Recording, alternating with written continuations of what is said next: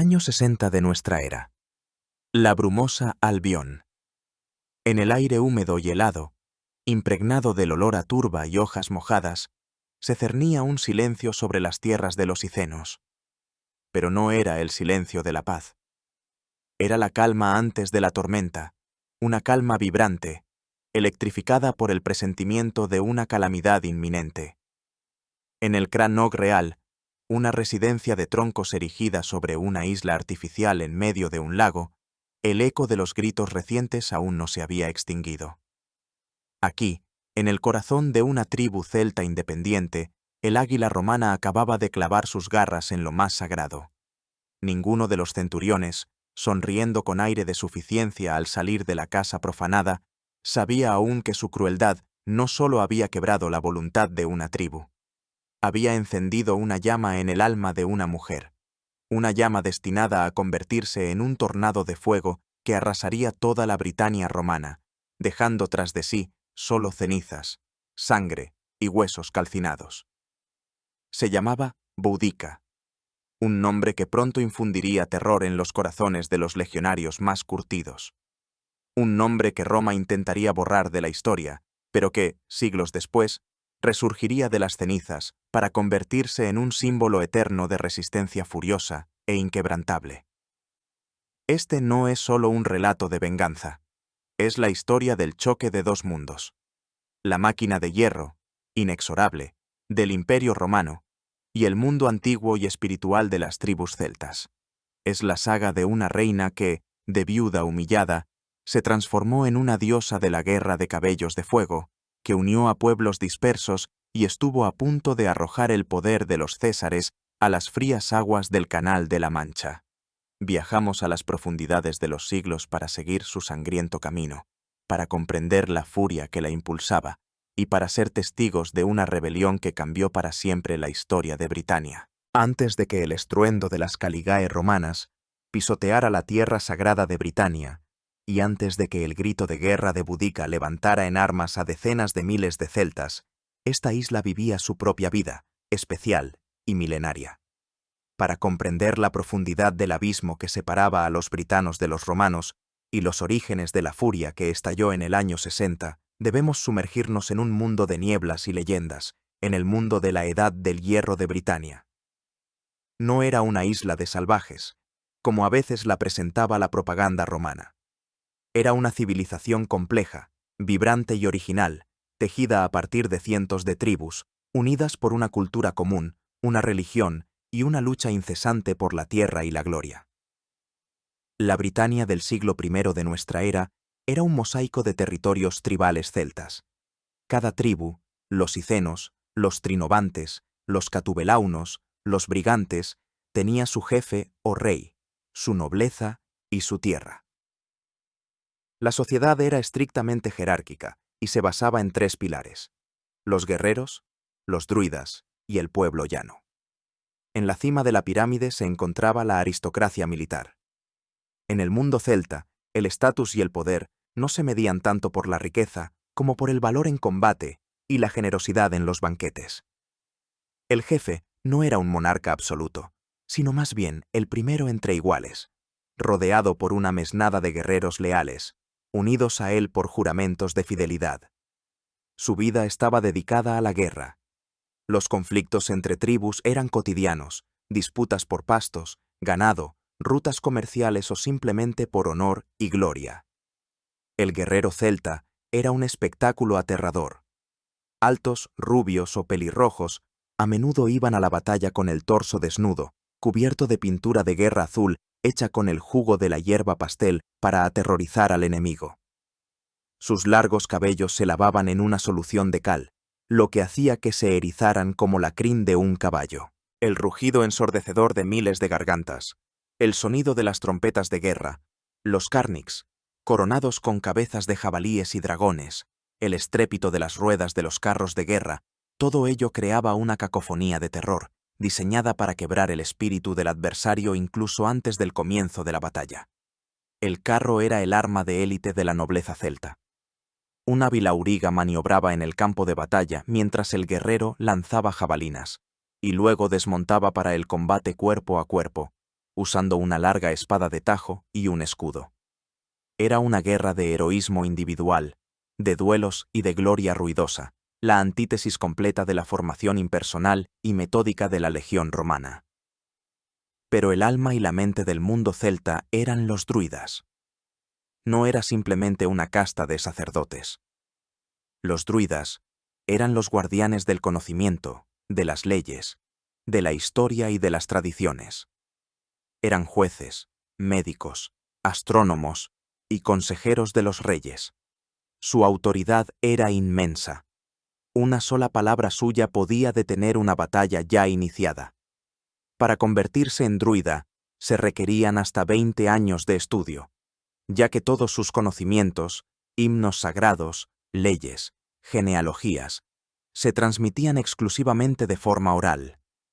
Creían en la inmortalidad del alma y en su transmigración de un cuerpo a otro, lo que hacía a los guerreros celtas intrépidos ante la muerte.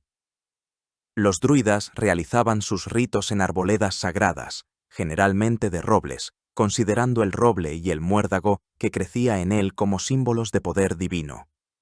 Practicaban la adivinación, observando el vuelo de las aves o las entrañas de los animales sacrificados. Los autores romanos, en particular Julio César, escribieron con horror sobre sus sacrificios humanos, describiendo enormes jaulas de mimbre con forma de hombre, el llamado hombre de mimbre, en las que supuestamente se quemaba a la gente. Aunque hay pocas pruebas arqueológicas de esta práctica exacta, los asesinatos rituales eran, sin duda, parte de su religión, lo que a los ojos de los romanos convertía a los druidas en la encarnación de la barbarie y el oscurantismo. Fueron precisamente los druidas el principal pilar ideológico de la sociedad celta, y serían ellos el objetivo principal de Roma en su afán por someter Britania.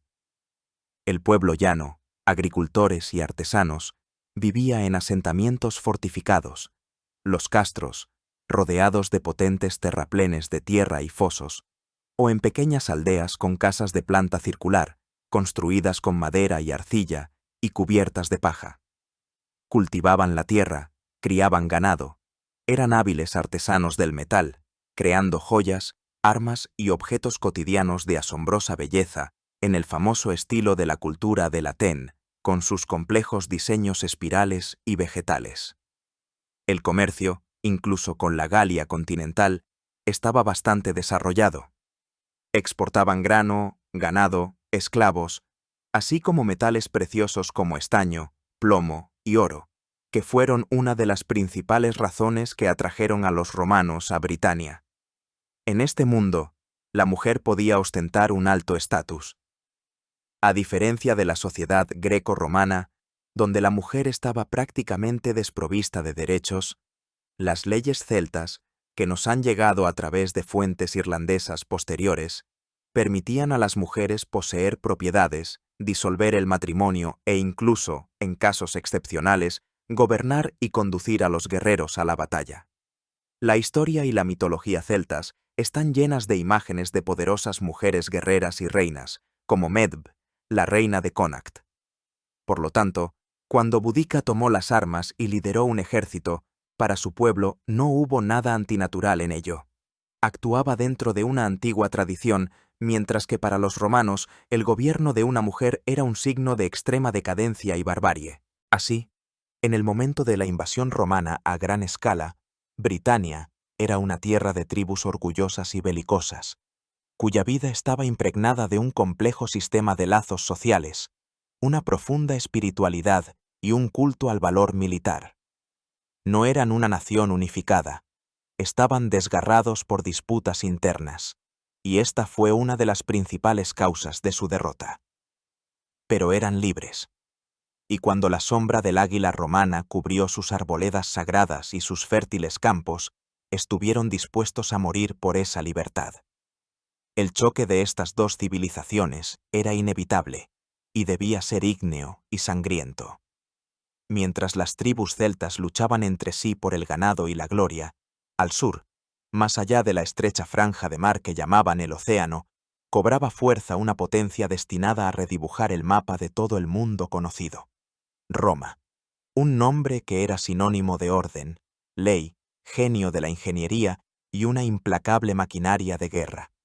Para Roma, Britania fue durante mucho tiempo algo mítico, una isla misteriosa y envuelta en nieblas en el confín del mundo, fuente de valioso estaño y rumores de perlas. Pero la sombra del águila, símbolo de las legiones romanas, se hacía cada vez más larga. El primero que se atrevió a cruzar el océano no fue otro que Cayo Julio César. En los años 55 y 54 antes de nuestra era, en pleno apogeo de sus guerras de las Galias, emprendió 2 expediciones de reconocimiento a Britania. La razón oficial fue que las tribus britanas ayudaban a sus enemigos en la Galia. Pero los verdaderos motivos eran más complejos. La sed de gloria militar, el deseo de impresionar al Senado romano con una campaña en el fin del mundo y, por supuesto, el reconocimiento de las potenciales riquezas de la isla. Estas expediciones no llevaron a la conquista. César se enfrentó a una feroz resistencia, a la táctica desconocida de los carros de guerra y al severo clima británico. Solo logró la sumisión formal de algunas tribus y regresó a la Galia. Pero hizo lo más importante. Descorrió el velo de misterio de Britania. Demostró que se podía desembarcar en la isla, que se podía conquistar. Dejó tras de sí valiosa información sobre la geografía, las tribus y los recursos de la isla. Las semillas de la futura invasión habían sido sembradas. Pasó casi un siglo. Durante este tiempo, Roma pasó de ser una república a un imperio. Octavio Augusto y su sucesor Tiberio se ocuparon de fortalecer las fronteras y de los asuntos internos, y Britania fue olvidada por un tiempo. Pero en el año 41 de nuestra era, subió al poder el emperador Claudio. Su posición era precaria. Había sido proclamado emperador por la Guardia Pretoriana tras el asesinato de su sobrino loco Calígula, y le faltaba desesperadamente autoridad, especialmente militar. Necesitaba una gran victoria, un triunfo que fortaleciera su poder y obligara al Senado y al ejército a respetarlo. Y su mirada se volvió hacia el norte, hacia la brumosa isla sobre la que había escrito César. El pretexto para la invasión se encontró rápidamente. En Britania se había desatado otra guerra intertribal. La poderosa tribu de los Catubelaunos había expulsado a Bérica, jefe de la tribu amiga de Roma de los Atrebates. Bérica huyó a Roma y pidió ayuda a Claudio. Era el pretexto ideal para la guerra. En el año 43 de nuestra era, Claudio ordenó una invasión a gran escala. Fue una operación militar grandiosa. 4 legiones, unos 20.000 legionarios, más otras tantas tropas auxiliares, fueron reunidas para cruzar el Canal de la Mancha. Eran las mejores tropas del imperio, la Legión Segunda Augusta, la 9ª Hispana, la 14ª Gemina y la 20ª Valeria Victrix. El mando de la invasión lo ostentaba el experimentado senador Aulo Plaucio. El ejército romano era la antítesis completa de la milicia celta. Su fuerza no residía en el heroísmo individual, sino en la disciplina, la organización y la táctica. El legionario era un soldado profesional, revestido de armadura, armado con un gran escudo rectangular, 2 pesadas lanzas arrojadizas y una espada corta punzante. Luchaban en formación cerrada, la famosa tortuga, invulnerable a las armas arrojadizas, y avanzaban como un mecanismo único e indestructible. Eran apoyados por destacamentos de auxiliares, arqueros, honderos y caballería, reclutados entre los pueblos conquistados. Además, tras las legiones siempre iban ingenieros, capaces de levantar un campamento fortificado en pocas horas, construir un puente sobre un río o crear máquinas de asedio. Al desembarcar en Kent, los romanos se enfrentaron a una feroz resistencia de las fuerzas combinadas de las tribus britanas bajo el mando de los jefes catubelaunos Carataco y Togodumno. La batalla clave tuvo lugar en el río Medway y duró 2 días. La disciplina de hierro de los romanos prevaleció, los britanos fueron derrotados y Togodumno asesinado. Los romanos cruzaron el Támesis y se dirigieron a la capital de los catubelaunos, Camulodunum, la actual Colchester.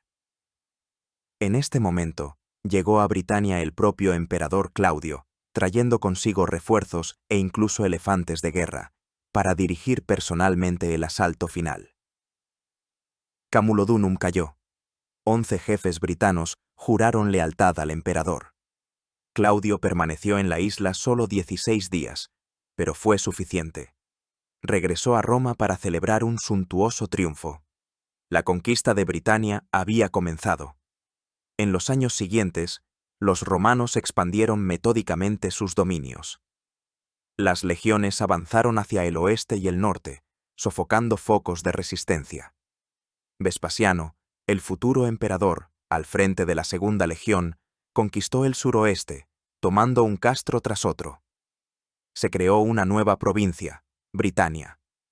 Roma no solo trajo a la isla sus legiones, sino también su civilización. Comenzó la construcción de calzadas, rectas como una flecha, pavimentadas con piedra, que conectaban las fortalezas militares y las nuevas ciudades.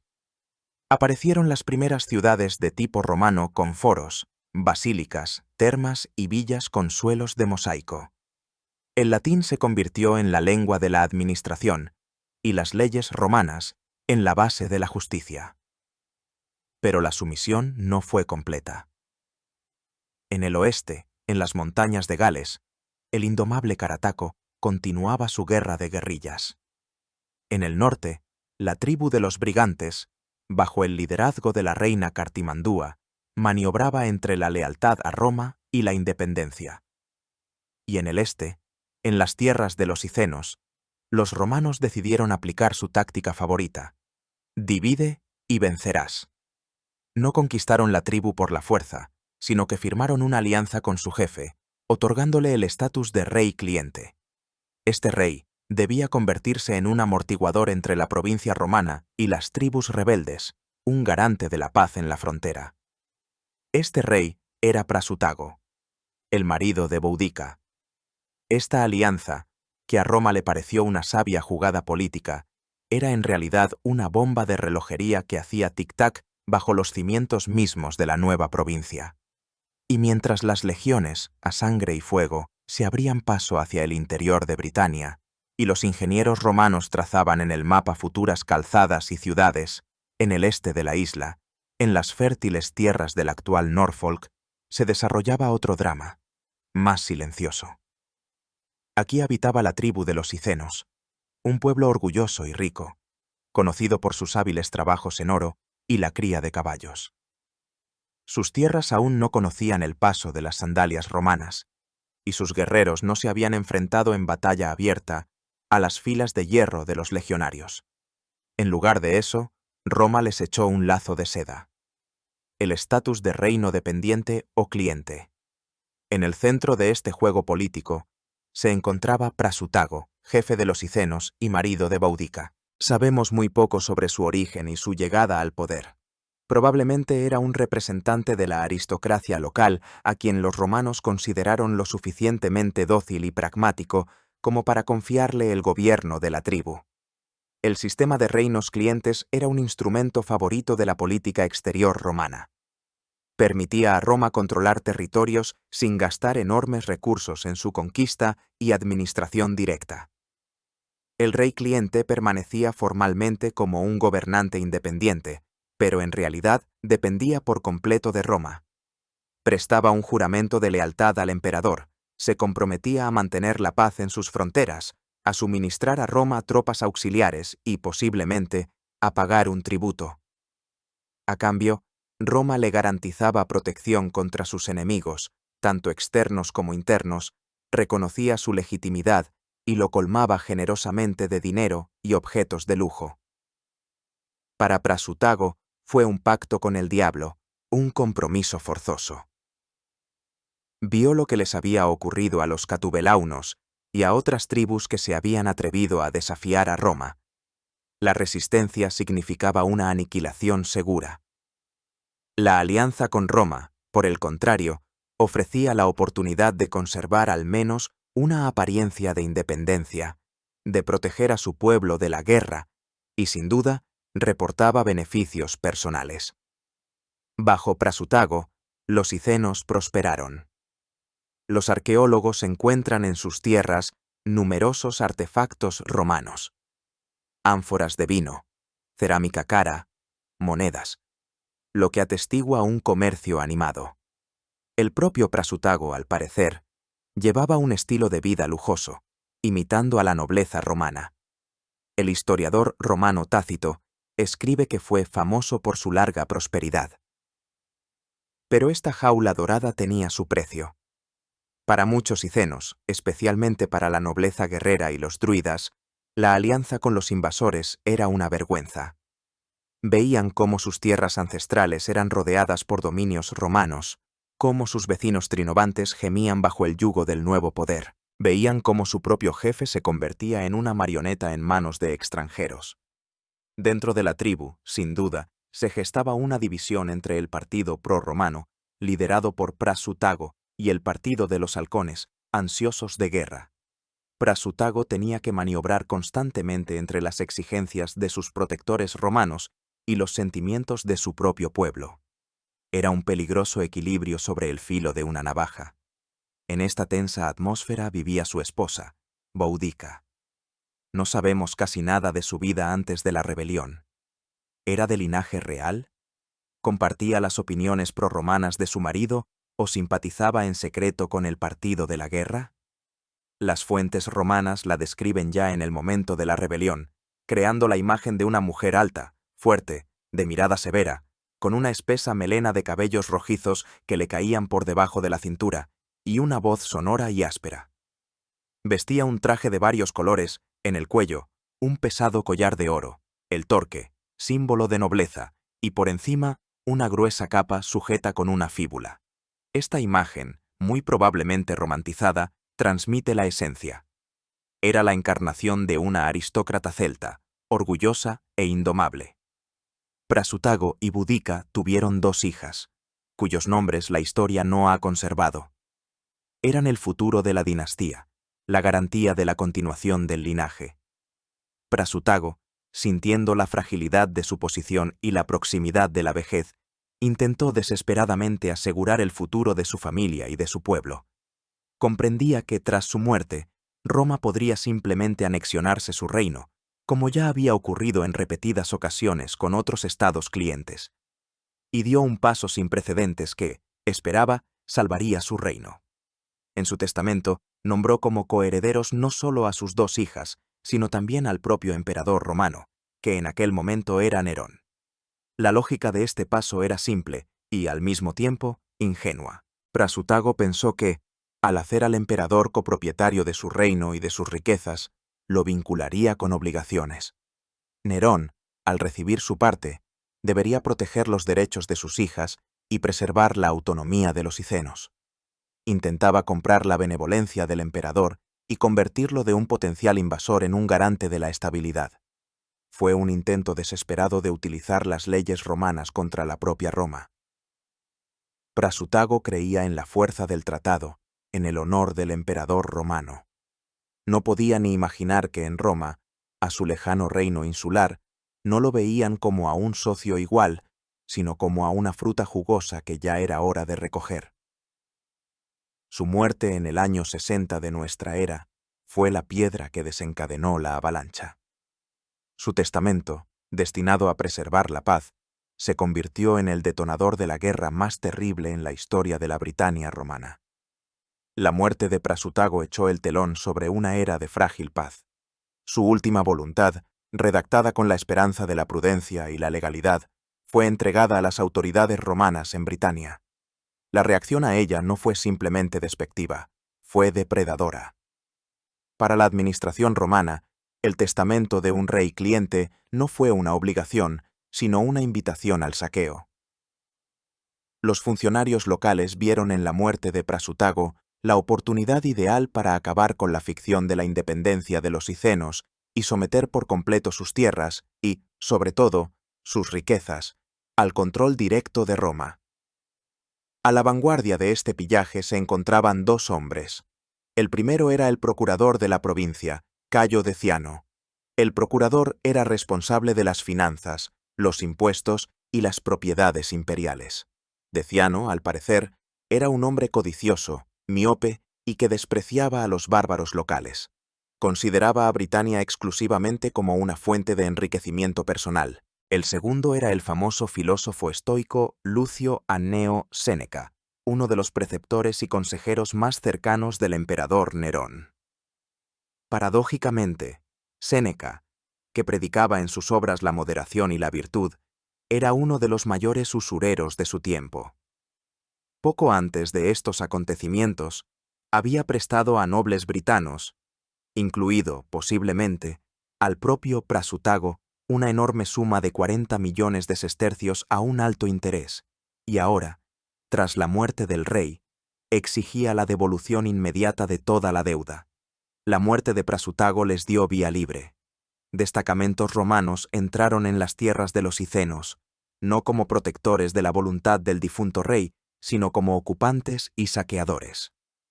Sus acciones, descritas por Tácito, fueron un saqueo sistemático y humillante. El historiador escribe que su reino fue saqueado por los centuriones, su casa por los esclavos, como si fuera un trofeo de guerra. Los romanos comenzaron a hacer inventarios de las propiedades, a confiscar las tierras de los nobles icenos, declarándolas propiedad del emperador. A los que se resistían, los convertían en esclavos. Las deudas que Prasutago, posiblemente, había contraído para mantener su lujoso estilo de vida, fueron ahora exigidas no solo a su familia, sino a toda la tribu. Los icenos, de aliados, se convirtieron de la noche a la mañana en un pueblo conquistado, sus tierras en una provincia romana y ellos mismos en deudores. En el centro de esta humillación se encontraban la viuda del rey, Boudica, y sus jóvenes hijas. Cuando intentó protestar, apelando al testamento de su marido y a los derechos de sus hijas, los romanos respondieron con la máxima crueldad. No querían simplemente quebrar su voluntad, sino humillar públicamente a toda la familia real para mostrar a los icenos quiénes eran ahora sus verdaderos amos. A Boudica, reina y viuda de un rey aliado de Roma, la sacaron a rastras a la plaza y, ante los ojos de su pueblo, la sometieron a un vergonzoso castigo corporal. Fue azotada con látigos como una esclava delincuente. Pero la pesadilla no terminó ahí. Para asestar el golpe final y aplastante al honor y al futuro de la estirpe real, los soldados romanos se abalanzaron sobre sus hijas. Las dos jóvenes princesas, herederas del trono, fueron violadas. Este acto no fue simplemente un arrebato de lujuria soldadesca. En el mundo antiguo era una acción simbólica y deliberada. La violación de las hijas del jefe enemigo era una forma de mostrar su total impotencia, de profanar su sangre, de destruir la pureza de su linaje y de demostrar el dominio absoluto del vencedor. Para los celtas, para quienes la pureza de la estirpe y el honor de la mujer tenían una enorme importancia, esto fue un sacrilegio, una ofensa que era imposible de tolerar. Humillada, con la espalda sangrando, con sus hijas deshonradas en brazos, Boudica se encontraba en medio de las ruinas de su mundo. Los romanos pensaron que la habían quebrado. Cometieron un error fatal. No la quebraron, la crearon. En ese momento murió la Boudica, esposa de un rey cliente que intentaba encontrar un compromiso con Roma, y nació la Boudica, guerrera, vengadora, cuya ira era tan ilimitada como su dolor. Los romanos, en su codicia y arrogancia, no se dieron cuenta de cómo habían convertido las lágrimas de viudas y huérfanas en una mezcla inflamable para cuya ignición solo faltaba una chispa.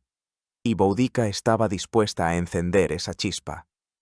La furia, acumulada durante años en los corazones de los icenos, había encontrado a su líder. El dolor de una mujer se convirtió en el dolor de todo un pueblo. Y este dolor estaba a punto de convertirse en un torrente de sangre.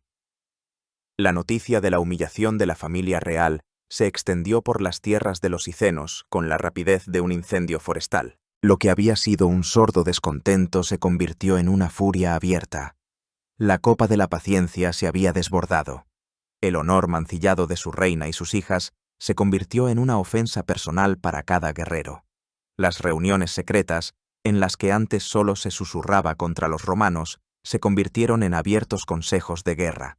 Boudica, con las marcas de los latigazos en la espalda y el fuego de la venganza en los ojos, se convirtió en la bandera viviente de la rebelión.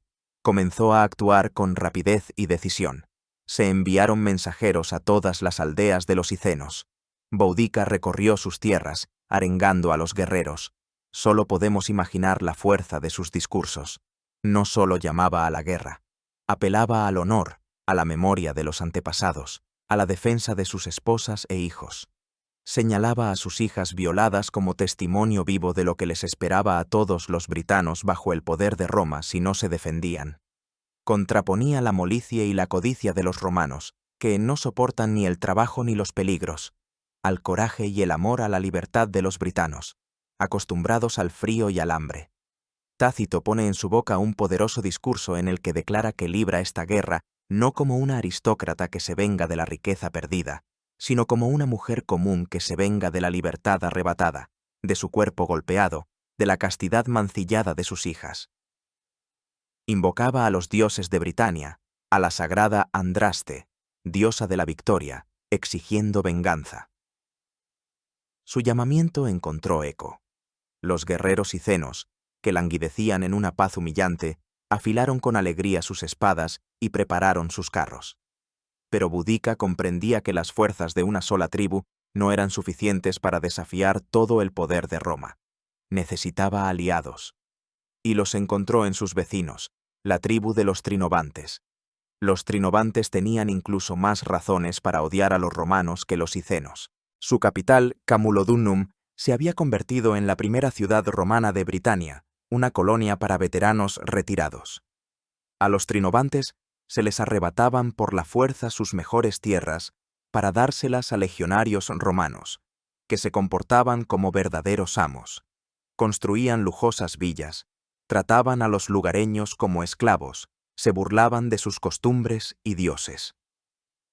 La gota que colmó el vaso fue la construcción en Camulodunum de un enorme templo dedicado al emperador divinizado Claudio, el mismo hombre que los había conquistado. Este templo, construido con el dinero y el sudor de los propios trinobantes, era para ellos el símbolo de su esclavitud. Además, los sacerdotes de este culto exigían a la nobleza local enormes gastos para su mantenimiento, lo que los arruinaba por completo. El odio de los trinobantes hacia los romanos estaba al rojo vivo. Cuando les llegaron noticias de la rebelión de los icenos, se unieron inmediatamente a Boudica. La rebelión se extendió. Se unieron a ella otras tribus más pequeñas y simplemente todos los descontentos con el poder romano.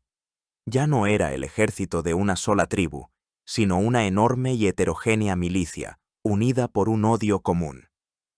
Es imposible precisar el número exacto de este ejército. Los historiadores romanos, propensos a la exageración, hablan de 120.000 e incluso 230.000 hombres. Estas cifras, muy probablemente, están infladas, pero no hay duda de que Boudica reunió bajo sus estandartes a decenas de miles de guerreros. No era un ejército disciplinado, sino más bien una migración gigantesca de todo un pueblo. Tras los guerreros seguían sus familias, mujeres y niños en carros, que arreaban el ganado y llevaban consigo todos sus bienes. No iban simplemente a la guerra, iban a expulsar a los invasores de su tierra para siempre. El momento ideal para el inicio de la rebelión fue la ausencia en la provincia de la principal fuerza militar. El gobernador romano de Britania, Cayo Suetonio Paulino, era la antítesis completa del codicioso procurador Deciano. Era uno de los mejores generales de su tiempo, un hombre decidido, experimentado y cruel, veterano de campañas en las montañas del Atlas en África. Pero en este momento fatídico, se encontraba en el otro extremo de la isla. Paulino, al frente de 2 legiones, la 14ª y parte de la 20ª, llevaba a cabo una operación punitiva en la isla de Mona, la actual Anglesey, en la costa de Gales. Mona no era solo el último bastión de la resistencia en Gales. Era el principal centro espiritual de toda Britania, el santuario de los druidas. Desde aquí, Según los romanos, procedía el apoyo ideológico a todos los movimientos antirromanos. Paulino decidió extirpar este tumor canceroso de una vez por todas. Tácito nos ha dejado una vívida descripción del asalto a Mona. Los romanos cruzaron el estrecho en barcos de fondo plano, y la caballería, a vado.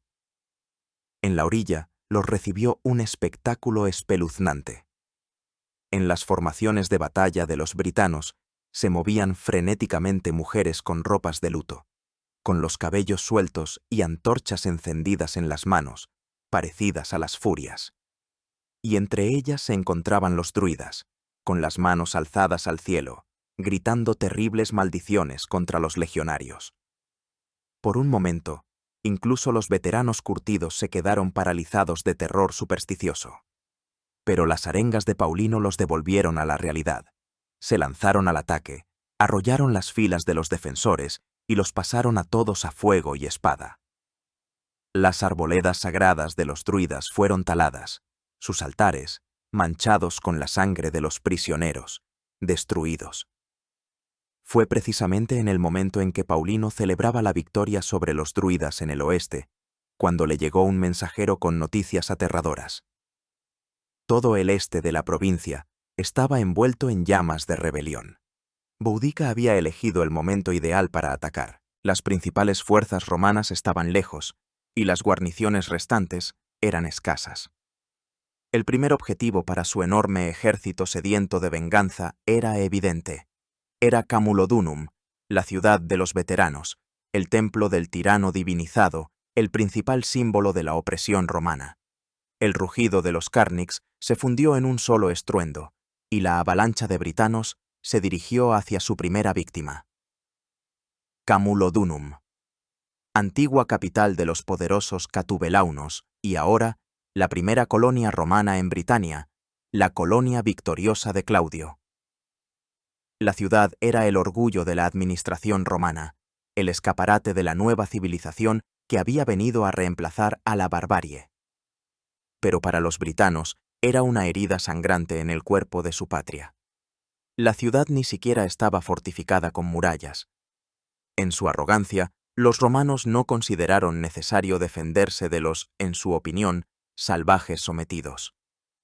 Su población consistía principalmente en veteranos de las legiones romanas que habían recibido tierras aquí. Estos soldados retirados no se comportaban como colonos pacíficos, sino como ocupantes, tratando con desprecio a los antiguos dueños de estas tierras, los trinovantes. En el centro de la ciudad, en una colina, se alzaba un enorme edificio revestido de mármol, el templo del divino Claudio. Este monumental símbolo del dominio romano era visible a muchas millas a la redonda y servía como un recordatorio constante de la derrota y la humillación. Sería precisamente este el principal objetivo de la furia de los rebeldes. Cuando las primeras noticias de la aproximación de la innumerable horda de Boudica llegaron a Camulodunum, cundió el pánico en la ciudad. Sus habitantes no eran guerreros, sino retirados, comerciantes y sus familias. La guarnición era minúscula. Clamaron desesperadamente por ayuda al procurador Cayo Deciano, que se encontraba en la cercana Londinium, pero Deciano, el hombre cuya codicia había provocado esta catástrofe, mostró una negligencia criminal. Envió en su ayuda solo a 200 soldados mal armados. Fue como intentar apagar un incendio forestal con un vaso de agua. Las fuentes romanas, en particular Tácito y Dion Casio, escriben que la caída de la ciudad fue precedida por presagios siniestros. La estatua de la victoria en el foro cayó sin causa aparente y se giró hacia los enemigos, como si huyera de ellos. En el teatro se oían gritos y gemidos ininteligibles. En el estuario del Támesis se vio el espectro de una ciudad en ruinas. Las aguas se tiñeron del color de la sangre. Todo esto, por supuesto, podría haber sido inventado a posteriori para dar a la tragedia una dimensión épica, pero refleja perfectamente la atmósfera de terror y fatalidad que se apoderó de los romanos. Y entonces llegó el día. Decenas de miles de guerreros de Boudica, como una ola imparable, se abalanzaron sobre la ciudad indefensa. No fue un asalto según las reglas del arte militar. Fue una masacre. Los britanos irrumpieron en las casas, matando a todos sin distinción, hombres, mujeres, niños. No tomaban prisioneros, no les interesaba el rescate ni los esclavos. Fue una venganza pura y sin adulterar. Tácito escribe que la furia y el ardor de la victoria los impulsaban a no tomar prisioneros, sino a pasar a todos inmediatamente a espada, a la horca, al fuego y a la cruz. Se vengaban de décadas de humillaciones, de las tierras arrebatadas, de los dioses profanados. Los pocos que lograron sobrevivir a la primera oleada de la masacre, principalmente veteranos y soldados de la guarnición, se atrincheraron en el último bastión, el templo de Claudio, de piedra. Esperaban resistir hasta la llegada de ayuda, pero no hubo ayuda. Los britanos asediaron el templo. Durante 2 días, sus defensores repelieron los furiosos ataques. Al tercer día, el templo cayó. Fue saqueado e incendiado hasta los cimientos. Toda la ciudad fue entregada al fuego. La arqueología confirma plenamente los testimonios escritos. En las excavaciones de la actual Colchester, los arqueólogos han descubierto la llamada capa de destrucción de Boudica, una gruesa capa de ceniza negra, carbón y escombros de edificios quemados, datada precisamente en los años 60 o 61. Esta capa alberga las huellas de aquella terrible masacre, restos de vajilla rota, vidrio fundido, huesos calcinados. Es un testimonio mudo pero elocuente de la furia que se abatió sobre la primera ciudad romana de Britania. Mientras Camulodunum agonizaba en llamas, la única unidad romana regular que se encontraba en relativa proximidad intentó acudir en su ayuda. Era la 9ª Legión Hispana, bajo el mando de Quinto Petilio Cerial, acantonada en Lindum, la actual Lincoln.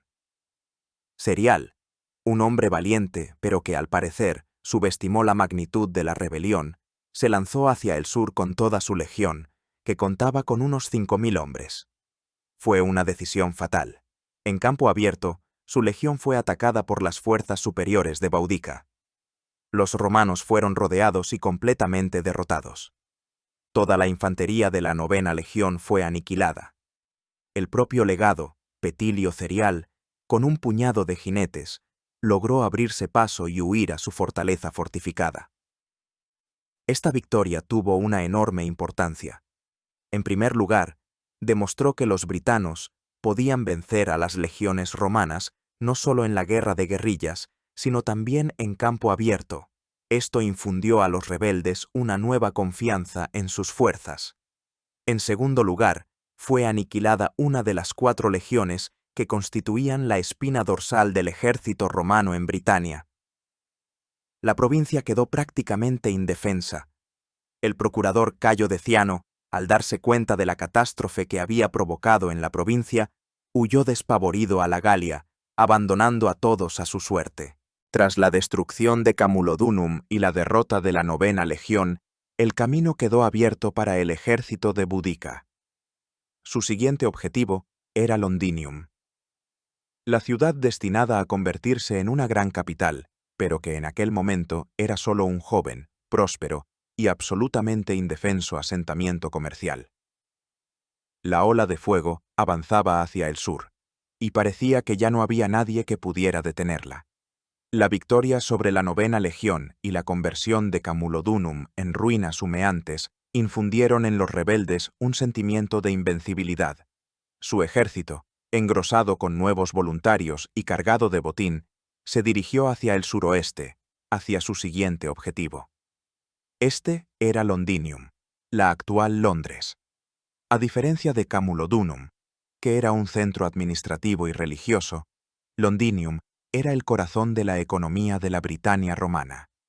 Fundada apenas unos años antes de la rebelión, no tenía el estatus de colonia, pero gracias a su posición estratégica en el río Támesis, se había convertido rápidamente en un bullicioso nudo comercial. Aquí afluían mercaderes de todo el imperio. Había almacenes, tiendas, representaciones de compañías comerciales.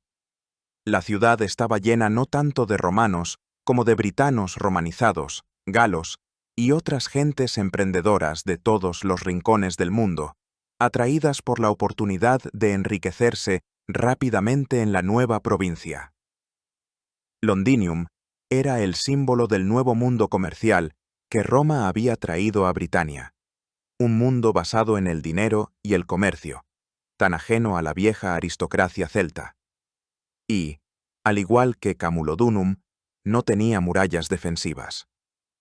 Mientras tanto, en el oeste, Suetonio Paulino, al recibir noticias de la catástrofe, actuó con una rapidez fulminante. Comprendió que no se trataba de una revuelta local, sino de una guerra por la supervivencia de toda la provincia. Dejando una pequeña guarnición en la isla de Mona, se lanzó con la mayor parte de su 14ª legión y destacamentos de la 20ª legión en una desesperada marcha forzada a través de todo el territorio hostil.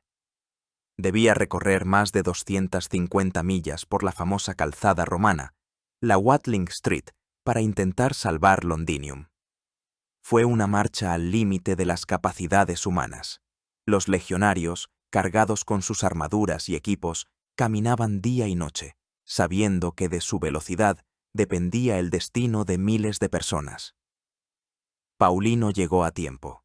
Llegó a Londinium antes que el ejército de Boudica y se encontró ante una elección agónica. La ciudad era indefendible. No tenía murallas y su población estaba desmoralizada e incapaz de resistir. Las fuerzas de Paulino eran demasiado pequeñas para dar batalla al enorme ejército de los britanos en campo abierto. Podía quedarse y morir con la ciudad, realizando un acto heroico pero inútil. O podía sacrificar la ciudad para salvar a su ejército, la única fuerza de combate que aún les quedaba a los romanos en el sur de Britania, e intentar dar una batalla decisiva más tarde, en condiciones favorables para él. Paulino, como general pragmático y de sangre fría, eligió lo segundo. Dio la orden de evacuación. Aquellos de los habitantes que podían caminar, principalmente hombres en edad de combatir, abandonaron la ciudad junto con sus legiones. Pero las mujeres, los niños, los ancianos, todos los que no podían mantener el ritmo de la rápida retirada, fueron abandonados a su suerte. Fue una decisión cruel, pero desde el punto de vista militar, la única correcta. Poco después de la partida de Paulino, el ejército de Boudica irrumpió en la ciudad. Y aquí se repitió la pesadilla de Camulodunum, pero a una escala aún mayor. Todos los que no habían logrado o no habían podido huir fueron masacrados. Tácito describe sin rodeos esta matanza, diciendo que aquellos a quienes el sexo o la edad hacían incapaces para la guerra, o el apego al lugar los obligó a quedarse, fueron aniquilados por el enemigo. Los britanos no tuvieron piedad de nadie. Los hallazgos arqueológicos en Londres confirman estos datos. Bajo la ciudad moderna yace la misma capa de ceniza roja, de hasta medio metro de espesor. En ella se encuentran restos humanos, incluidas cabezas cortadas, arrojadas a los pozos. Fue una destrucción total y metódica. Después de la masacre, la ciudad fue incendiada hasta los cimientos. El próspero centro comercial se convirtió en un páramo desolado de cenizas. Pero la ola de fuego no se detuvo ahí. La siguiente víctima fue Verulamium, la actual St. Albans, capital de la tribu de los Catubelaunos, que tras la conquista romana se había convertido en un municipium, una ciudad con derechos de autogobierno, cuyos habitantes eran leales a Roma. El destino de Verulamium fue el mismo que el de Camulodunum y Londinium. Fue tomada, saqueada e incendiada. En solo unas pocas semanas, las 3 ciudades más grandes y romanizadas de Britania fueron borradas de la faz de la tierra. Los historiadores romanos estiman el número total de víctimas de la masacre en estas 3 ciudades en 70 u 80.000 personas. Esta cifra, posiblemente exagerada, refleja la magnitud de la catástrofe. No fue solo una guerra. Fue un genocidio, dirigido contra todo lo que estaba asociado con Roma, contra la gente, los edificios, el estilo de vida. Boudica y sus guerreros no intentaron capturar las ciudades y gobernar en ellas. Querían extirpar la presencia romana de la propia tierra británica, purificarla con fuego de la mancha de los conquistadores. La noticia de estos acontecimientos llegó a Roma y sumió al emperador Nerón y al Senado en el shock. La provincia, que se consideraba casi sometida, estaba al borde de la aniquilación total. Según Suetonio, Nerón quedó tan conmocionado que incluso consideró la posibilidad de retirar por completo las tropas romanas de Britania y abandonar la isla. Pero el destino de la provincia ya no dependía de las decisiones en Roma, sino del resultado de una única batalla que debía tener lugar en algún lugar de las llanuras del centro de Inglaterra. Suetonio Paulino, habiéndose retirado de Londinium, estaba reuniendo todas las fuerzas disponibles. Esperaba la llegada de la segunda legión desde Exeter, pero su comandante, Poenio Póstumo, temiendo dejar su territorio sin protección, desobedeció la orden. Paulino tuvo que contar solo con sus propias fuerzas. La curtida en combate, 14ª Legión, parte de la 20ª y unos pocos miles de auxiliares. En total, unos 10.000 hombres. Contra ellos se alzaba la horda de Boudica, de 100.000 hombres según las estimaciones más modestas. Paulino comprendía que solo tenía una oportunidad. Debía elegir el lugar ideal para la batalla y obligar al enemigo a jugar según sus reglas. Toda la esperanza de Roma en Britania descansaba ahora en el genio táctico de un solo hombre y en la disciplina de hierro de su puñado de legionarios. Mientras el ejército de Boudica, embriagado por la victoria y cargado de botín, se entregaba al saqueo y la destrucción, Suetonio Paulino resolvía una tarea estratégica de una complejidad colosal. Se encontraba en la posición de una fiera acorralada. Sus fuerzas eran insignificantes en comparación con la horda de los britanos. Había perdido la comunicación con la mayor parte de la provincia. Estaba aislado del continente. La retirada a la Galia era imposible. El único camino hacia la salvación pasaba por la victoria, una victoria total y aplastante. Cualquier otro resultado significaba no solo la derrota, sino la aniquilación completa de su ejército y el fin de la Britania romana. Echemos un vistazo más de cerca a este hombre en cuyas manos se encontraba el destino de la provincia. Cayo Suetonio Paulino era un representante de la vieja aristocracia romana, un hombre austero, enérgico y absolutamente convencido de la superioridad de Roma. No era un político ni un diplomático. Era un soldado hasta la médula. Su carrera, antes de su nombramiento en Britania, había sido brillante. Había luchado con éxito en Mauritania, el actual Marruecos, convirtiéndose en el primer romano en cruzar las montañas del Atlas. Era conocido por su dureza y su exigencia de disciplina, pero los soldados lo respetaban por su experiencia y su talento militar. Despreciaba a los bárbaros y sus métodos de guerra, considerándolos caóticos e ineficaces. Y ahora tenía que demostrarlo en la práctica. Tras retirarse de Londinium, Paulino continuó su avance por la Watling Street, buscando el lugar ideal para la batalla decisiva. No podía permitirse luchar en campo abierto, donde la superioridad numérica de los britanos les permitiría rodear y aniquilar a su pequeño ejército. Necesitaba una posición que anulara la principal baza del enemigo, su número, y la encontró. La ubicación exacta de la última batalla de Boudica sigue siendo objeto de debate entre historiadores y arqueólogos. La zona más probable se considera en algún lugar de las West Midlands, a lo largo de la calzada de Watling Street. Tácito nos ofrece una descripción detallada de la posición elegida por Paulino. Era un valle estrecho o un desfiladero, protegido por la retaguardia por un denso bosque. Frente a los romanos se extendía una llanura abierta. Tal disposición era genial. El bosque en la retaguardia lo protegía de un ataque sorpresa por la espalda. Las empinadas laderas del valle cubrían sus flancos de forma segura, impidiendo que los britanos lo rodearan y atacaran por el lado.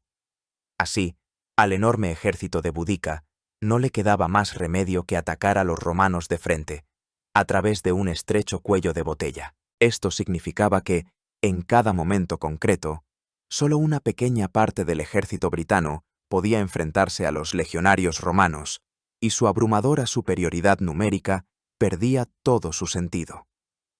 Paulino obligaba al enemigo a luchar en sus propios términos, convirtiendo la batalla de un enfrentamiento de dos ejércitos en una metódica carnicería. Dispuso a sus tropas en 3 líneas. En el centro, colocó la espina dorsal de su ejército, los legionarios de la 14ª y la 20ª Legión. Los formó en una densa falange, escudo con escudo. En los flancos, situó a las tropas auxiliares, y aún más lejos, en los extremos, dispuso a su caballería. Su plan era simple, como todo lo genial. La infantería debía resistir el primer y más furioso embate de los britanos, agotarlos, y luego, cuando su ataque se desvaneciera, pasar al contraataque. La caballería, por su parte, debía golpear en los flancos en el momento decisivo y completar la derrota.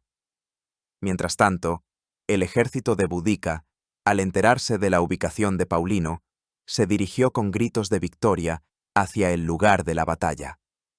Su confianza en sí mismos era ilimitada.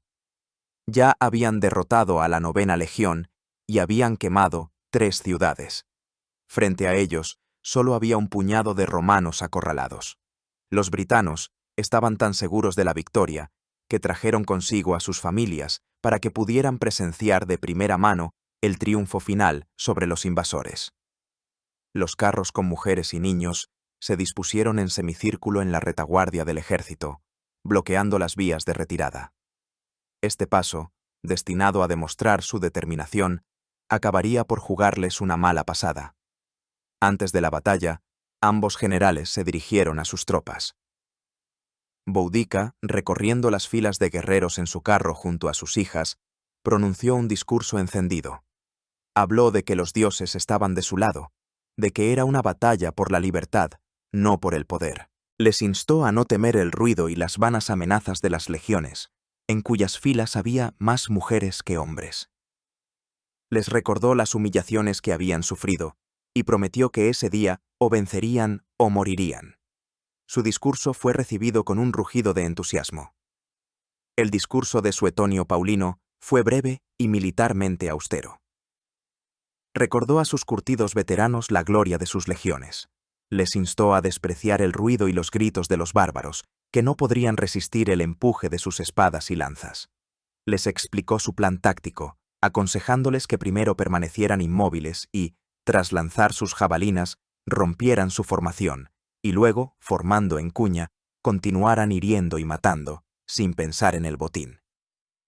Les prometió que cuando la victoria fuera suya, todo sería para ellos. Infundió en sus soldados la fría confianza de los profesionales que tienen que hacer un trabajo duro pero habitual. Los dos ejércitos se enfrentaban. Por un lado, un mar enorme, ruidoso y abigarrado de guerreros celtas, ardiendo en deseos de venganza. Por otro, una línea delgada, silenciosa y monolítica de hierro, acero y disciplina. El aire se congeló en la expectación. El destino de Britania iba a decidirse en las próximas horas. Al sonar la señal de los carnix de guerra y bajo el rugido ensordecedor de decenas de miles de gargantas, la primera oleada del ejército britano se abalanzó sobre las formaciones romanas. Fue una avalancha de furia, una marea humana que, según su plan, debía simplemente barrer la delgada línea de legionarios. Los guerreros de las primeras filas, blandiendo largas espadas y lanzas, corrían hacia el enemigo, confiados en su poderío indestructible y su superioridad numérica. Los romanos permanecieron inmóviles, uniendo sus enormes escudos. Se convirtieron en un único muro impenetrable. Esperaron en silencio a que la multitud atacante se acercara a distancia de lanzamiento, y cuando los britanos estaban ya a unas pocas decenas de pasos, sonó la breve orden de un centurión. Miles de pesadas lanzas arrojadizas, los pila, se elevaron al cielo. Cada uno de estos proyectiles estaba diseñado con una astucia diabólica. Su larga y delgada varilla de metal estaba hecha de hierro blando. Al clavarse en el escudo enemigo, el pilum lo atravesaba, y su varilla se doblaba bajo su propio peso. Era imposible sacarlo. El escudo se volvía tan pesado e incómodo que el guerrero se veía obligado a abandonarlo, quedando sin protección. Además, los pila doblados, arrastrándose por el suelo, obstaculizaban el avance de las filas siguientes. La primera salva de pila tuvo un efecto devastador. Diezmó las primeras filas de los atacantes y dejó a muchos de ellos sin escudo. Inmediatamente después de la primera, siguió una segunda salva. El ataque de los britanos, antes incluso de alcanzar las filas romanas, ya estaba desorganizado y sufría grandes pérdidas. Pero eran demasiados. Los supervivientes, pasando por encima de los cuerpos de sus compañeros, se abalanzaron con la furia de la desesperación sobre el muro de escudos romanos. Y aquí comenzó lo más terrible. Las largas espadas de tajo de los celtas, eficaces en espacios abiertos, resultaron prácticamente inútiles en la densa melé. Para asestar un golpe se necesitaba impulso, y no había espacio para ello. Los romanos, en cambio, protegidos por sus escudos, actuaban de otra manera. No cortaban, sino que apuñalaban. Con estocadas cortas, rápidas y mortales de sus gladius, golpeaban el vientre y el pecho desprotegidos. Era un trabajo metódico y despiadado. El legionario de la primera fila asestaba varios golpes, tras lo cual era reemplazado por un compañero que estaba detrás, fresco y lleno de fuerzas. La formación romana funcionaba como una cadena de montaje de la muerte, triturando oleada tras oleada de atacantes. Tácito escribe que Paulino, viendo que el primer ataque de los britanos se había ahogado en sangre, dio la orden de contraatacar. La formación romana, que hasta entonces había permanecido inmóvil, se movió y se reorganizó en varias cuñas. Estos triángulos acorazados, como arietes, se estrellaron contra la masa agotada y desmoralizada de los britanos, dividiéndola en partes. Comenzó la masacre. Los britanos, habiendo perdido la formación y a sus líderes, se mezclaron en una enorme multitud aterrorizada. Su número ahora jugaba en su contra. Se estorbaban unos a otros, sin poder luchar ni retirarse. En el momento decisivo, cuando la formación britana fue finalmente rota, Paulino lanzó a su caballería. Los jinetes, con las lanzas en ristre, cargaron por los flancos, completando la derrota. Los britanos huyeron. Y entonces les esperaba la última y mortal trampa. El camino de retirada estaba bloqueado por su propio convoy. Los miles de carros en los que estaban sentadas sus esposas e hijos, que habían venido a ver el triunfo. En el estrecho valle se produjo una estampida monstruosa. Guerreros, carros, ganado, mujeres, niños. Todo se mezcló en una masa gritona y enloquecida de terror. Y los legionarios, sin conocer la piedad, comenzaron su sangrienta cosecha. Mataron a todos. Tácito informa impasiblemente que los romanos no perdonaron ni a las mujeres, y los cadáveres de los animales, atravesados por dardos, aumentaban los montones de cuerpos. No fue una batalla, fue una matanza. Al final del día, todo el valle estaba cubierto de cadáveres. Los historiadores romanos informan de casi 80.000 britanos muertos. Las pérdidas romanas, según sus propios datos, fueron de solo unos 400 muertos y otros tantos heridos. Incluso si las cifras de pérdidas britanas están exageradas y las romanas minimizadas, la proporción fue catastrófica. Fue una derrota total y definitiva. La gran rebelión de Boudica se había ahogado en su propia sangre. ¿Qué fue de la propia reina? Aquí los testimonios de los historiadores romanos difieren. Tácito, la fuente más fiable, escribe que Boudica, viendo la derrota total y no queriendo caer prisionera para no ser exhibida encadenada por las calles de Roma durante un triunfo, tomó veneno. Dion Casio, que escribió mucho más tarde, cuenta una versión más romántica, que murió de una enfermedad y que los britanos le ofrecieron un suntuoso funeral. Sea como fuere, la reina de fuego de los Icenos, encarnación del espíritu de resistencia celta, estaba muerta. Su cuerpo nunca fue encontrado.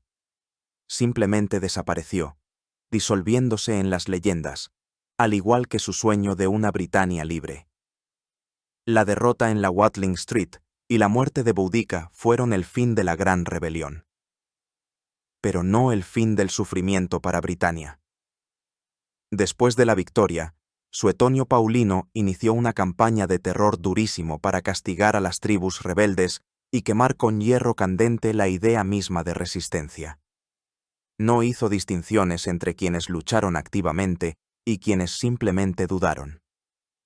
Todo el territorio que de una u otra manera estuvo implicado en la rebelión fue entregado al fuego y a la espada. Paulino reunió refuerzos, incluyendo 2000 legionarios de Germania que reemplazaron a la infantería aniquilada de la 9ª Legión, y comenzó una limpieza sistemática. Sus tropas recorrieron las tierras de los icenos y los trinovantes, quemando aldeas, destruyendo cosechas y matando a todo el que se cruzaba en su camino. A los que no eran asesinados les esperaba un destino aún más terrible: el hambre. La destrucción de las cosechas y las reservas de alimentos provocó una hambruna masiva entre los supervivientes britanos. Murieron por miles. Paulino actuó según el principio de tierra quemada, tratando no solo de castigar, sino de destruir por completo la base económica y demográfica para cualquier resistencia futura. Britania gemía bajo su yugo de hierro. Incluso en Roma comenzaron a comprender que la excesiva crueldad de Paulino podría tener resultados contraproducentes. Al destruir la agricultura y exterminar a la población, Roma se arriesgaba a convertir una provincia potencialmente rica en un desierto deshabitado que no reportaría al tesoro más que gastos. La alarma la dio el nuevo procurador, enviado en sustitución del fugitivo Deciano. Se llamaba Julio Clasiciano. Siendo galo de origen, comprendía mejor la psicología de los provincianos y veía que la política de terror llevada a cabo por Paulino solo generaba nuevo odio. Envió un informe a Roma en el que afirmaba que mientras Paulino siguiera siendo gobernador, no habría paz en Britania. Entre el general y el financiero estalló un conflicto abierto.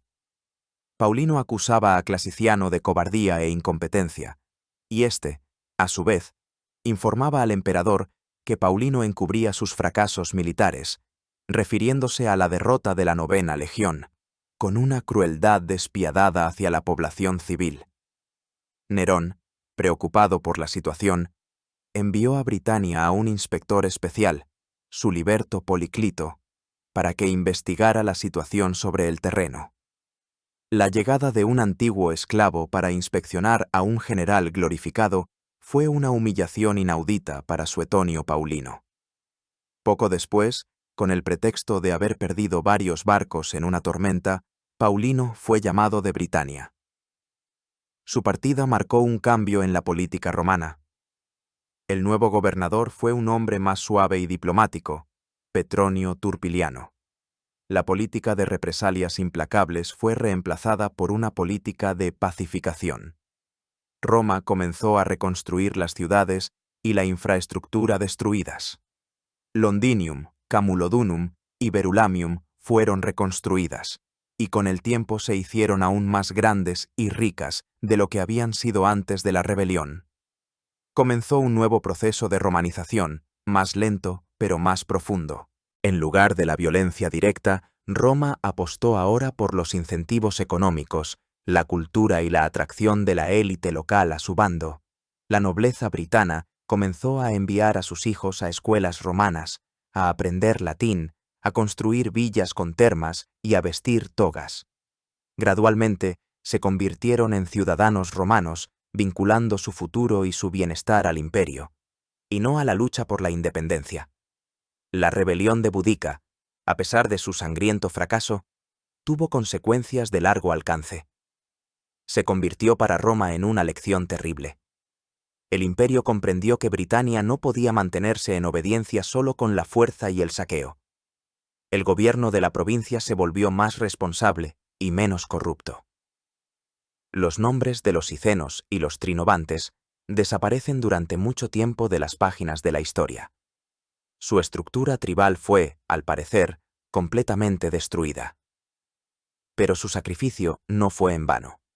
Obligó a Roma a cambiar su actitud hacia Britania, lo que, a la larga, condujo a varios siglos de relativa paz y prosperidad, conocidos como la paz romana.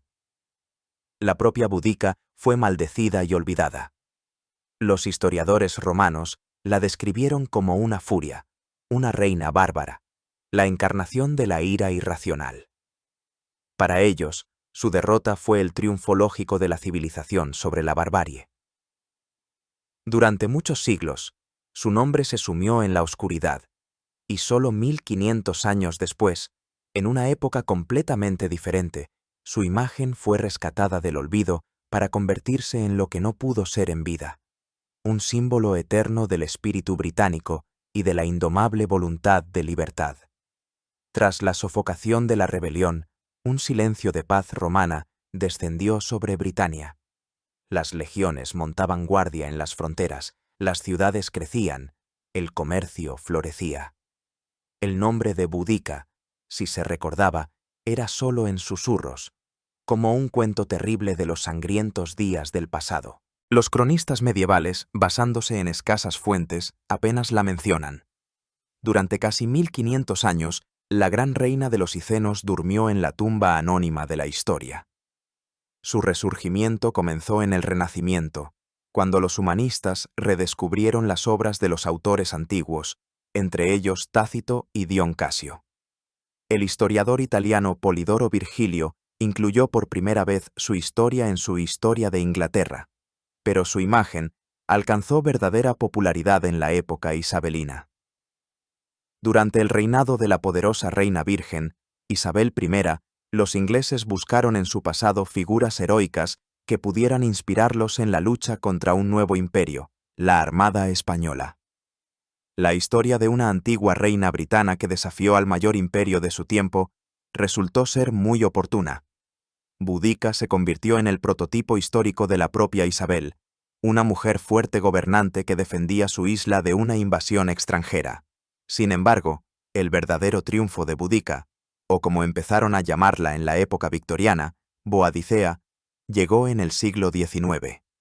Durante el apogeo del Imperio Británico, dueño de los mares, la imagen de la antigua reina guerrera fue más demandada que nunca.